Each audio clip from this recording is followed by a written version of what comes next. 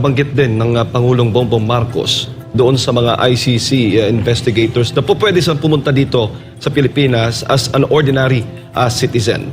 Pero naniniwala ka ba dahil ang pahayag naman ni dating Senador Sonny Trillanes ay nakapunta na dito yung mga investigador ng ICC at nakapangalap na ng mga impormasyon mula sa mga biktima nitong war on drugs. Ano masasabi mo doon? Well, nagsalita na rin pong ICC eh. Tinanong ng Star ang ICC. Alam niyo naman, pahayagan ko yung Star, no? We do not comment because our activities are confidential. Now, ayaw nyo man o gusto nyo man si Sonny Trillanes, ang totoo niyan, siya tumayong complainant labang kay Presidente Duterte, bagamat yung sarili niyang abogado, bago namatay, ang sabi, ay pera-pera lang yung kasong yan. Kaya lang, patay na si Jude Sabio, di ba? So, dahil bilang complainant, I'm sure may karapatan siya mag-inquire sa ICC kung anong nangyayari. At I'm sure pinagsabihan siya kung anong status ng kanyang demanda. Hindi mo pwede ipagkait sa biktima yan. Hindi umano'y biktima. Okay? So, ayun. Ang ICC ayaw magkomento dahil ang kanilang gawain ng investigasyon confidential. Hindi talaga sila magpapaalam. Lilinawin ko lang po ha, yung kooperasyon kasi, pwedeng kooperasyon kung kinakailangan mo ng service of summons at saka ng yung mga yung duces tecum, okay, na tinatawag, yung mga pagpipresenta ng mga dokumento at iba pang mga physical evidence. Kinakailangan din ng kooperasyon kapag aarestuhin na kasi wala namang sariling pulis ang ICC. Pero kung hindi naman kinakailangan ng ICC na paharapin ng isang tao at hindi naman kinakailangan na sapilitan na kunin ng isang dokumento, hindi na nila kinakailangan makipagtulungan. They can do it on their own. Walang nakasaad na kinakailangan umayag ang bansa sa investigasyon. Tinutulan nga natin yung investigasyon na yan eh. Ay, di ba tinuloy? O, bakit kinakailangan tayong pumayag? Kaya ako'y natatawa doon sa mga sinasabi, hindi tayo makipag-cooperate sa investigasyon. Ay, ayun, sabi ng complainant, tapos na. So ngayon ang issue, hindi naman nababanggit kung makipagtulungan sa pag-aresto kay dating Presidente Duterte at kay Vice President. Ang sabi ni dating Presidente Duterte, hayaan yung taong bayan magdesisyon kung ipa-aaresto ako ng aking mga pinagsilbihang mga Pilipino at dalhin doon sa isang dayuhang bansa. Sinabi ng pangalawang Pangulo na ang pinakamainam na paglalarawan sa samahan nila ni Romualdez ngayon ay ang naging pahayag ni Senator Amy Marcos. Marami ang hindi nakakaintindi kung bakit inaatake mo ang kaalyado ng administrasyon.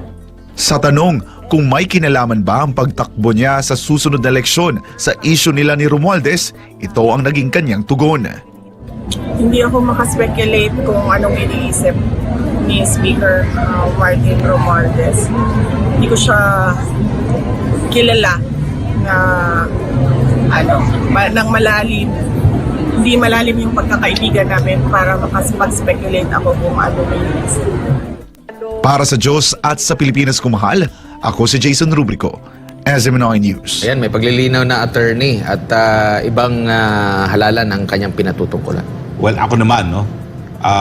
Di ka ba yan nakapag-uusap pa ni BP Sara, no? Mula nang natapos ang Pasko, no? Pero nung nadinig ko yung sinabi niya, bagamat ako hindi nagbibisaya, obviously, ang konteksto niya, yung dalawang kapatid niya kasi hindi natatakbo, ayaw na tumakbo sa eleksyon. So sabi niya, ako tatakbo pa rin sa susunod na eleksyon. Pero ano ibig sabihin nun? Kailan ba susunod na eleksyon niya? Alang naman tumakbo siya sa mas mababang posisyon. Siya ay pangalawang pinakamataas na opisyalis na ng bansa. Di ba sentido ko mo naman yun? Kaya hindi ko maintindihan. Ako in-interview na rin ng media tungkol dyan. Sabi ko, hindi ako tagapagsalita ni BP. Pero sentido ko mo naman yun. Ang susunod na eleksyon niya ay 2028 kung kailan matatapos ang kanyang termino bilang vice-presidente. So ang paglilinaw, di gaya ng dalawa niyang kapatid na lalaki, tatakbo siya sa susunod na eleksyon. At ang susunod na eleksyon ay 2028 dahil doon matatapos ang kanyang termino. Kaya nga nagtataka ang buong bansang Pilipinas, bakit pinupolitika si BP, hindi naman siya tatakbo nga sa 2025 elections? Ano ba yan, di ba? Bakit naman siya tatakbo sa mas mababang posisyon? BP na siya. Si Presidente dati, Duterte, nag-iisip kung tatakbo ng senador. Kasi naging presidente na siya, bakit pa siya tatakbo sa mas mababang posisyon?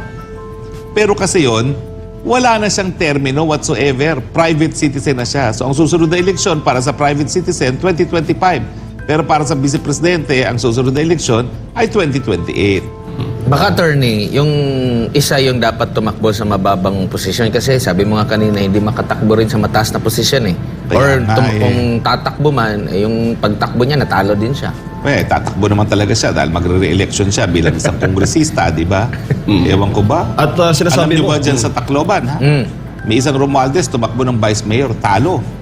Uy, bakit? Nung huling eleksyon. Di ba balwarte nila yan? 2022 yan. Tacloban. Mantakin mo, hindi man nilang napanalo ang anak mismo ni Mayor Alfred ha, bilang vice mayor. Tapos mag-ahangad na maging presidente. Ang governor dyan sa Leyte ay si Governor Petilla, dating energy secretary ng Pinoy administration. At ni minsan po, hindi nila nakuha ang governorship dyan sa Leyte. Sa mga Petilla. Ganun ba? Ni minsan. Di ba Hindi sumubok nakuha yan. din yan pagtakbo sa pagkasenador din? Well, of course, hindi rin Talo din. naging successful, no? Kasi hindi enough siguro ang mass base Kaya niya, no? siguro makikipagsapalaran sa mas mataas. Pwede ba? Well, yun nga po, kung di manalo sa senador, tumakbo para presidente. nabanggit mo nga, Yun po attorney, ang mensahe. pinupuruhan ang ating pangalawang Pangulo at ngayon nga dinadawit dito sa ICC issue. At may pahayag ang ating pangalawang Pangulo dyan, attorney. Sabi niya, gayon pa man, haharapin ko ang anumang akusasyon laban sa akin, but I will only face any charge against me before a Filipino judge and only before a Filipino court. Dagdag ko lang, ang ipinagtataka niya kung bakit ngayon na siya ay pangalawang Pangulo, ay doon na nahahatak yung kanyang pangalan. Noong panahon na siya ay naging pinuno ng Davao City, wala namang ganyan na mga ulat. Siyempre, dahil ginagamit nga yung ICC para tanggalin ang banta sa mga pangarap ng politiko na hindi naman po nagpakitang gilas kung ano ang galing nila bukod sa pagkakalat ng pagkawatak-watak sa ating bayan. Common yung sentiment in both in all the comments feeds na parang hindi nararamdaman si Presidente Marcos at parang ang nararamdaman nila ay si Speaker Romualdez ang nagpapatakbo. Well, sana kasi may mag-explain, di ba? Sabi ni Randy, si Congressman Teves na alis bilang kongresista. Yes po, pero ang nag-alis sa kanya ay ang Kongreso mismo through their ethics ko ramdamang presidente. Ano pong grounds para makapagpatalsik ng House Speaker? Well, kailangan magbago yung composition. Well, kailangan mawalan siya ng suporta ng mga kongresista.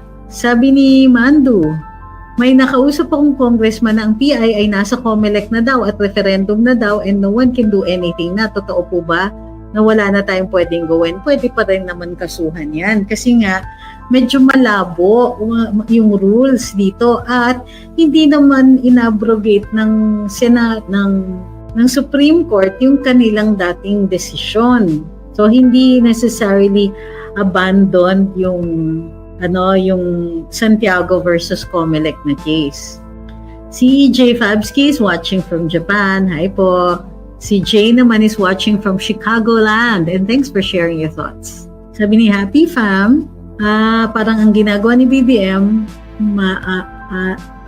for so long walang nakikinig sa mga Marcoses kaya nagbibingi-bingihan din siya. Observation lang yan. I think he's just really trying to be very, very careful. Sabi ni Marcelang Bahaghari, nakapasok na ba ang ICC? Totoo po ba? Yan po ang sinasabi ni former Senator Sani Trillanes. So ang nakikita ko dito sa ating comment section, lahat ng tao halos are very dissatisfied. The ones who are here, very dissatisfied about what's going on. Kasi nga naman, sunod-sunod yung kontrobersiya. At ang problema ay hindi naaayos yung mga basic needs ng taong bayan. Pagkain, tubig, kuryente, hanap buhay, yung ekonomiya, good business conditions, transportasyon, internet, which is part of good business conditions. Hindi natin nakikita yon. Ang nakikita natin ay excessive politicking, which hindi naman first time na nangyayari ito. Pero nagkakaroon ng excessive politicking at the expense of the services of government. Halimbawa, yun na nga, pag-atake kay Inday, kay VP Inday, sa kanyang CF. Tapos ngayon makikita natin na naglalaan ng limpak na pera ang Kongreso para sa kanilang halos confidential kasi tignan nyo, nag-lump sum ng ayuda. Ang ayuda normally nanggagaling nga yan sa unprogrammed. Kasi hindi mo naman napipredict yung mga kung ilan ang magiging disasters. How often you're going to need to supplement yung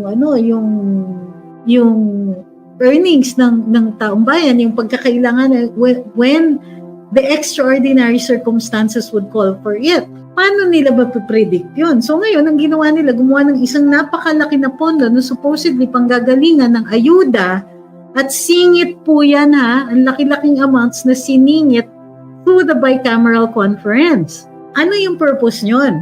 Kasi kung hindi yan maubos, realign na naman. Anong ibig sabihin ng realign? Kapag at the end of the year, hindi nagastos ang budgetary allocation, magre-revert kasi yan sa treasury. And so, ang gagawin ng ahensya ay i-realign yan. Ang realignment means, ililipat mo yung you either issue a resolution, ipapaalam nyo sa DBM and so on, nagagamitin ninyo yung natitirang pondo ninyo for another purpose in your office, provided that that purpose already has a budgetary allocation in the expenditure program. So, pag posible na i-realign tapos i-allocate as bonuses, as long as yung bonuses na yun ay nandun sa budget. So, sabi nila Galag, silent si PBBM para hindi siya magkamali sa sasabihin niya. Sa dami ba naman ng mali? Bigas di bumaba, drogang bumaba. Drogang bumaba ang presyo. Sabi ni Marcelang Bahaghari, ano po ba ang papel ni Aboitiz sa pamahalaang Marcos pagdating sa ekonomiya? Papel? Well, hindi ba isa sa advisors ng ating Pangulo si Mr. Sabin Aboitiz? And that's it. Bukod pa doon halos, malaki yung participation nila ng Aboitiz na korporasyon doon sa power sector. Ano daw ang symbol sa background? Yan po ang insignia, yung ng Luminous. Yan po ang profile ng Luminous. That's our sign, kumbaga. Yan ang symbol namin. Luminous is our Facebook page. Sabi ni William, yung go signal po ba ng DILG tungkol sa Chacha ay senyalis na may basbas ang administrasyon?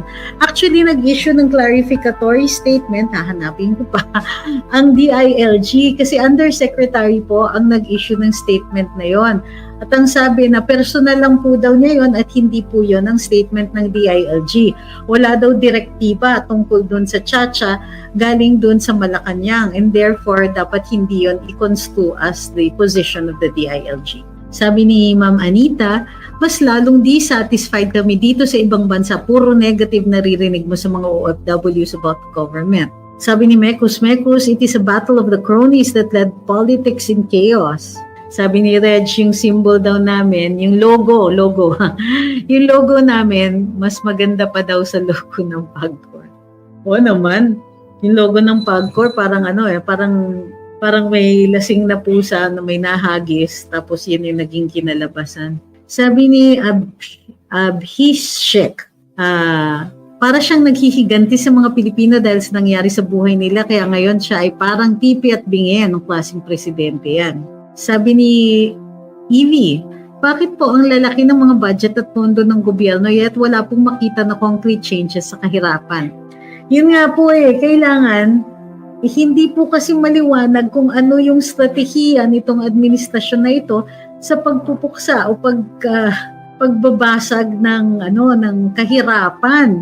So dito ang poverty medyo hindi natin nakikita yung programa para malutas yung problema na yon. Magwawala na naman yung mga tolls pag sinabi ko kung hindi katulad ng Duterte administration na napakaliwanag, di ba? Sabi ni Eric, nag-iipon na si BBM para sa 2028 kasi tagilid siya kay Sara. Hindi naman po tumatakbo si BBM. Sabi ni Rene Abanya, patuloy ang pagtaas ng presyo ng bigas, malamang umabot ng 100 ang kilo. Ayun.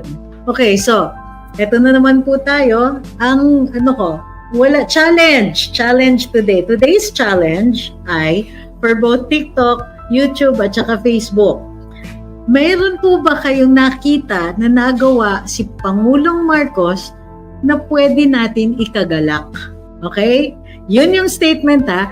Meron ba siyang nagawa o na pwede natin ikagalak? Okay?